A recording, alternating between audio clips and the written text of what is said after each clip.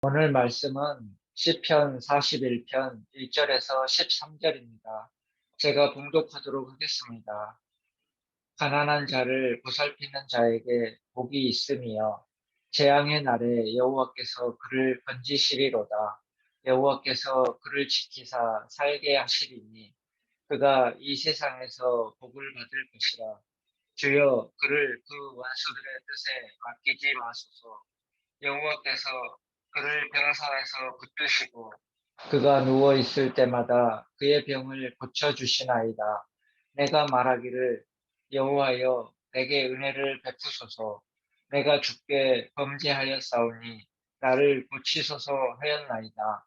나의 원수가 내게 대하여 악담하기를 그가 어느 때에나 죽고 그의 이름이 언제나 없어질까 하며 나를 보러 와서는 거짓을 말하고 그의 중심에 악을 쌓았다가 나가서는 이를 널리 선포하오며 나를 미워하는 자가 다 하나같이 내게 대하여 수군거리고 나를 해하려고 꾀하며 이르기를 악한 병이 그에게 들었으니 이제 그가 눕고 다시 일어나지 못하리라 하오며 내가 신뢰하여 내 떡을 나눠 먹던 나의 가까운 친구도 나를 대적하여 나의 발꿈치를 들었나이다. 그러하오나 주 여호와여 내게 은혜를 베푸시고 나를 일으키사 내가 그들에게 부응하게 하소서. 이로써 내 원수가 나를 이기지 못하오니 주께서 나를 기뻐하시는 줄을 내가 알았나이다. 주께서 나를 온전한 정에 붙드시고 영원히 주 앞에 세우시나이다.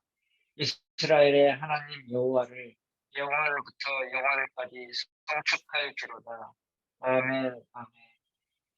다음은 질병과 원수들의 비방 속에서도 믿음의 사람은이라는 주제로 내수동교회 이장규 목사님께서 말씀 전해 주시겠습니다. 많은 은혜 받으시기 바랍니다. 사랑하는 식구들, 행복한 하루 보내고 계시죠? 이 시간 예배하러 오신 우리 모든 식구들에게 하나님의 위로와 평안이 가득하기를 간절히 기도합니다. 시편을 크게 구분하면 5권의 책으로 구성되는데 오늘 본문은 시편 제1권의 마지막 시입니다. 그런 의미에서 시편 41편은 작은 결론입니다. 그것이 뭘까요? 믿음의 사람에게 고난은 변장하고 찾아온 하나님의 축복입니다. 본문의 다윗은 중한 병에 걸렸습니다. 원수들은 다윗을 음해하지요. 그것뿐만이 아니에요. 가장 친한 친구에게 배신을 당합니다. 다들 경험 있으시잖아요? 병에 걸리면 마음이 약해집니다. 평소 같으면 그냥 넘어갈 일도 절대로 그냥 넘어가지 않습니다. 별것도 아닌 것에 상처를 받지요. 게다가 왼수들은 얼마나 많은지 친한 친구들마저 등을 돌립니다. 다윗이 얼마나 힘들었을까요? 그런데 놀라운 사실 한 가지요. 도망칠 구멍도 하나도 없고 절체절명의 상황에서 다윗은 절대로 절망하지 않습니다. 도리어 환경을 극복하고 뛰어넘는 승리자의 인생을 살아갑니다. 왜냐하면 다윗은 믿음의 사람이었기 때문입니다. 믿음의 주요 또한 온전케 하신 이인 예수를 바라보자. 아멘. 믿음의 사람은 환경을 묵상하지 않습니다. 하나님만을 묵상합니다. 믿음의 사람은 자기 자신을 의지하지 않습니다. 오직 하나님만을 의지합니다. 그래서 믿음의 사람에게는 이 고난은 나를 망하게 하고 힘들게 하는 것이 아니라 하나님을 찬양하는 간증의 도구가 됩니다. 다들 아시죠? 이 세상에서 고난을 좋아하는 사람은 단 한 사람도 없어요. 그러나 우리가 기억해야 할 것, 우리가 겪고 있는 이 고난과 문제는 우연히 재수가 없어서 생긴 것이 절대로 아닙니다. 마태복음 10장 29절에 참새 2마리가 한 아사리온에 팔리지 않느냐. 그러나 너희 아버지께서 허락하지 아니하시면 그 하나도 땅에 떨어지지 아니하리라. 아멘. 참새는 그 당시에 매매되는 생명체 중에 가장 가격이 싼 것입니다. 뭘 의미할까요? 그렇게도 보잘것없는 참새도 너희 하나님 아버지가 허락하셔야 팔리는 것처럼 우리 인생에 겪고 있는 수많은 고난과 문제는 재수 없어 생긴 것 아니다. 하나님이 이것을 허락하셨다. 우리에게 말씀하고 계세요. 사랑하는 식구들, 우리가 겪고 있는 이 고난 속에서 믿음의 눈을 들기를 간절히 소망합니다. 우리가 겪고 있는 이 고난 속에서 우리가 이해할 수 없는 하나님의 계획, 하나님의 뜻, 하나님의 사랑이 담겨져 있음을 믿으시지요? 네, 표정을 보니까 저만 빼고 다 믿으시는 것 같아요. 아멘이죠. 아멘은 진실로 진실로 헬라어로 이게 아멘 아멘이라는 뜻이에요. 우리 사랑하는 식구들이 하나님의 말씀을 믿음으로 들리진 않지만 아멘 아멘 그 말씀에 동의합니다. 그 말씀이 말씀대로 이루어 주실 걸로 믿습니다. 이 믿음의 고백을 함께 선포했으면 좋겠어요. 하나님은 우리를 너무나 사랑하셔서 우리가 감당할 수 있는 시험만 허락하실 뿐만 아니라 시험 당할 즈음에 피할 길을 내사 우리로 넉넉하게 이기게 하시는 분이 바로 우리 하나님 아버지이신 줄로 믿습니다. 우리가 믿는 하나님은 능력 없으신 아버지가 아니라 전능하사 천지를 만드신 하나님 아버지입니다. 이 시간 예배하러 오신 우리 모든 식구들이 어떤 상황에서도 믿음으로 반응하시기를 간절히 기도합니다. 그렇다면 질병과 원수들의 비방 속에서 믿음의 사람은 어떻게 반응할까요? 첫 번째로 여호와여 내게 은혜를 베푸소서. 여호와여 내게 은혜를 베푸소서. 기도하는 사람입니다. 오늘 본문 4절 말씀을 우리 다 같이 한번 읽어보도록 하겠습니다. 자, 시작. 내가 말하기를 여호와여 내게 은혜를 베푸소서. 내가 주께 범죄하였사오니 나를 고치소서 하였나이다. 아멘. 수많은 질병, 어려움, 고통 속에서 다윗은 기도합니다. 여호와여 내게 은혜를 베푸소서. 카리스. 여호와여 내게 은혜를 베푸소서. 사랑하는 식구들, 다윗에게는 얼마나 많은 기도 제목들이 있었을까요? 저 같으면 이렇게 기도합니다. 하나님, 나를 괴롭히는 저 문제들, 원수들 없애주세요. 내 억울함을 좀 풀어주세요. 답답하고 원통해서 못 살겠습니다. 이렇게 기도할 것 같은데 다윗의 첫 번째 기도 제목이요. 여호와여 내게 은혜를 베푸소서. 은혜를 베푸소서. 정말 감동적이지 않으신가요? 다들 아시겠지만 여호와는 하나님의 또 다른 이름으로 하나님께서는 한 번 택한 하나님의 백성을 절대로 포기하지 않고 끝까지 통치하시고 끝까지 인도하시고 끝까지 주장하시는 통인주의 하나님, 신실하신 하나님을 고백할 때 여호와라고 표현합니다. 또 한 가지요. 은혜는 뭘까요? 은혜는 자격 없는 나에게 값없이 주시는 하나님의 선물입니다. 절대 잊어먹으면 안 돼요. 저와 여러분들은요. 자격 있는 내가 아니에요. 자격 없는 나입니다.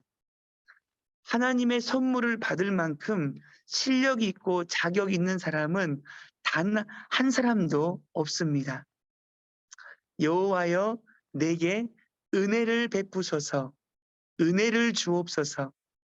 이것이 하나님이 우리에게 주신 기도 제목이라고 확신합니다.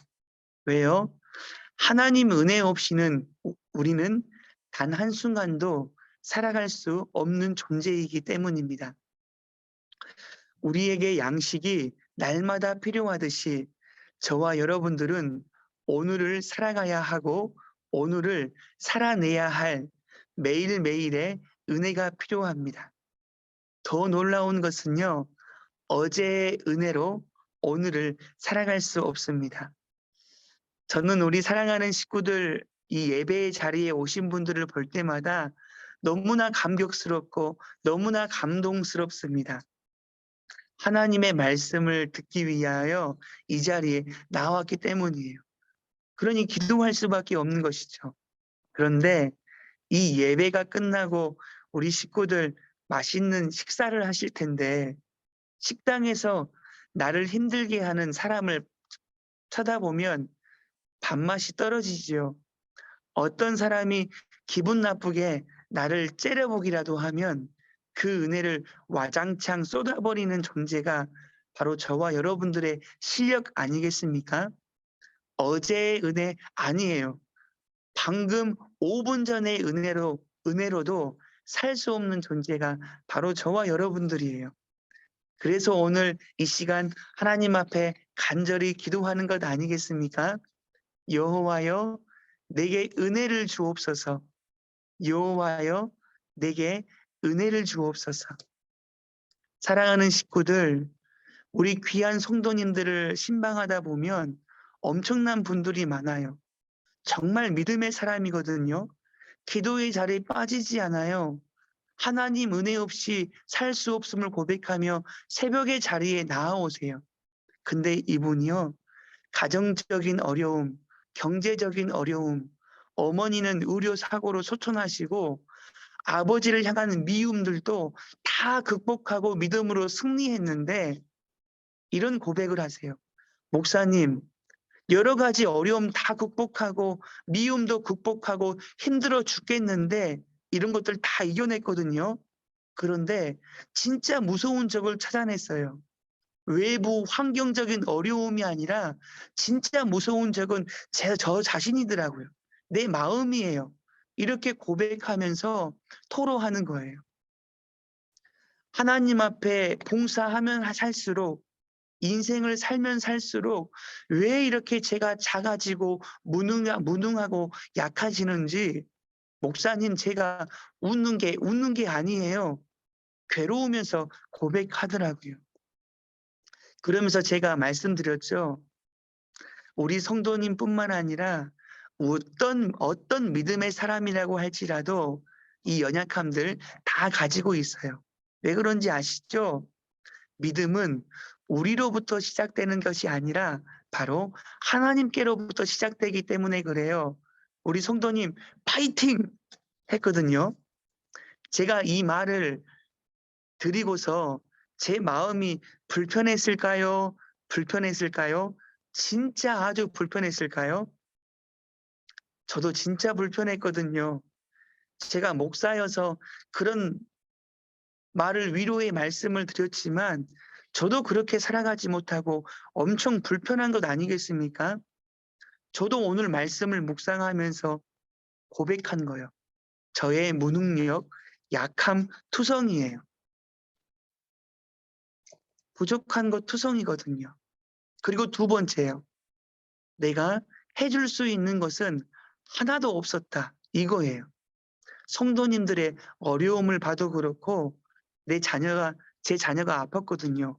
아플 때도 제가 해준 것도 아무것도 없었어요. 사랑하는 아내가 힘들 때도 제가 진짜 제 아내를 사랑하는데 가장 어려울 때는 별 도움이 안 되더라고요.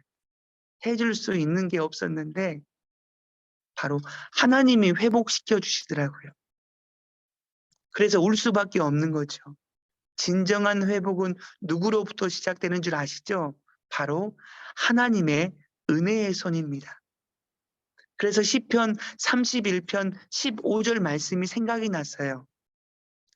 하나님, 나의 앞날은 주의 손에 있사오니 내 원수들과 나를 핍박하는 자들의 손에서 나를 구원하소서.